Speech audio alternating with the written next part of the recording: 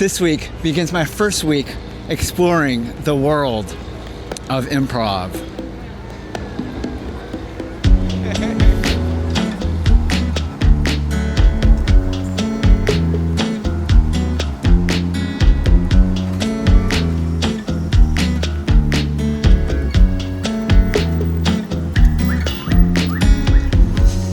All right, my friends, we are going to class number 1 of 9 classes, I believe. This is the first of many here. This is going to take us all the way up to the holidays. Basically, the last class is the first week of December. This is our building right here. This little yellow, no, this one right here is the correct door. We're about 1 minute early here. Hi. How are you? How you doing?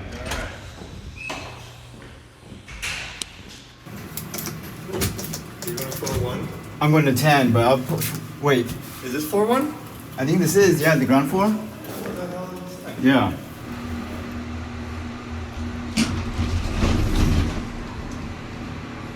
What the hell is this? Oh.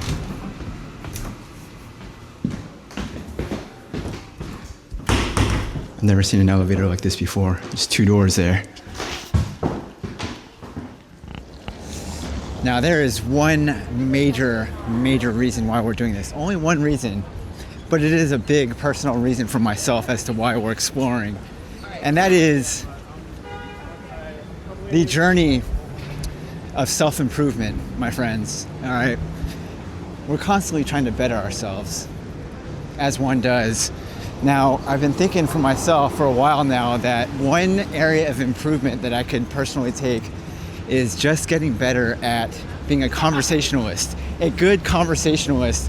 When I'm speaking one-on-one with somebody that I've just met, it's one thing to be in conversation with a good friend, somebody that you're very comfortable with, but I find myself struggling quite a bit when it comes to not a work scenario, but specifically speaking, a socializing scenario. Let's say you're at a party or you're at some social gathering where you're meeting new people. That's like the one area where I feel I struggle the most, is just kind of meeting new people and carrying on just casual banter with people,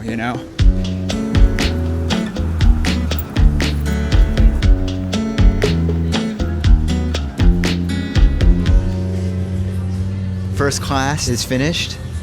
It's funny because my only understanding of improv before this first class was the scene from The Office where Michael joins an improv group. And so this kind of had a very similar feel in terms of a group of people who are all adults. Yeah. They sit around in a circle and they do some scene together. It was very much that same vibe. Yeah. There was Jason and then maybe one other guy in there who had done an improv thing before.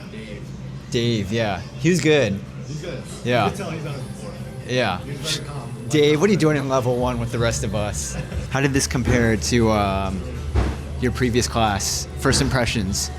First impressions is like what I was saying earlier. I think what's nice about this is it's about the same level class, but it seems like just based off first impressions, everyone is more comfortable in this class, which is nice because I think that just creates a more engaging environment versus when everyone's more timid and reserved, which makes sense. You would expect that for something that's public speaking related.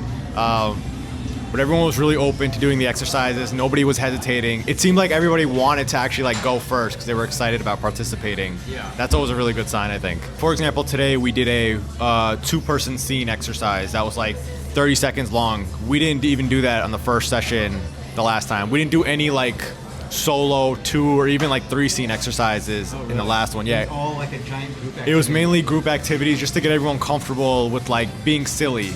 But we only spent a half the class doing that, and then we jumped straight into 2-person, 3-person scenes, which I like. So there were 2 major lessons that I learned from class number 1 of improv. The first one was about comedy in improv. So our instructor was telling us about how a lot of times people come into class and they intentionally try to manufacture funny moments. They try to make whatever that they say be the punchline of the joke. And she was trying to make this point that a lot of times in performances of improv, you just being yourself in the moment, the audience picks up on that. They find it very relatable. and that itself becomes what is perceived as funny. Wait. The line was from a book that she was reading that was about acting, and it was, "You are 1,000 times more interesting than any actor you can pretend to play." Something like that. So it was like just play yourself, but like an exaggerated version based on like the character you're trying to fit into. Yeah. Because whatever you think of naturally, instinctually, is going to be way more interesting than the specific character that you're trying to play. Right. You're like That was doing it it. through the lens of yourself in real life. Yes. Yeah.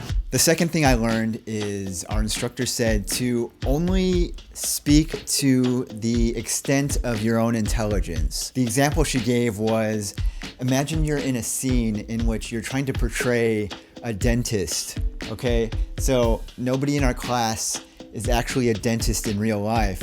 However, many people have the experience of knowing what it's like to visit a dentist. All right, you're on the patient end of that interaction. Just take your actual real lived life experience of your interactions with a dentist, being in a dentist office, and use that knowledge to inform your performance.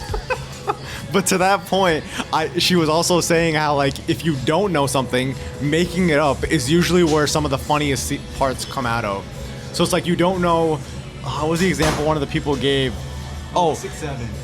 the 6'7". Like I actually had no idea what the hell 6'7" was. Wait, had you never heard of that ever? Did you know about this? It's a TikTok trend. Yeah. So what kids would be like, I got a 6'7". This is hilarious that I get to explain this to you now. So there's this trend, Okay. probably originated on TikTok. So like the example that the girl gave in class today was like, what score did you get on the test? It's like, I got 6'7". So one might be like literal, where it's like, oh, you got a 6'7", okay, you got a 6.5. And I just play off of that, and I assume that's what you meant. Another one might be like 6'7" is code name for like, I don't know, the number of like books that you had to read to get the grade or something like that. Right. And you play off of that. And then I yes and you in that way, and then you just yes and me by assuming that how I interpreted is the actual what 6'7" means. And then you just keep going back and forth.